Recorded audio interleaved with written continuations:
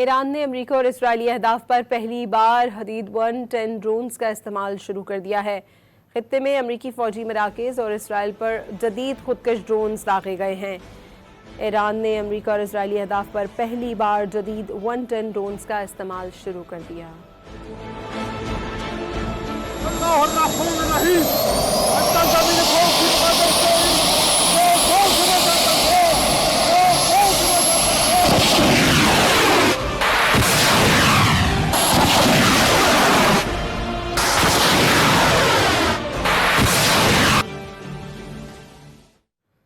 ایران نے امریکہ اور اسرائیلی اہداف پر پہلی بار حدید 110 ڈرونز کا استعمال شروع کر دیا ہے۔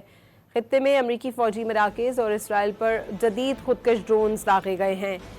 ایران نے امریکہ اور اسرائیلی اہداف پر پہلی بار جدید 110 ڈرونز کا استعمال شروع کر دیا۔ اللہ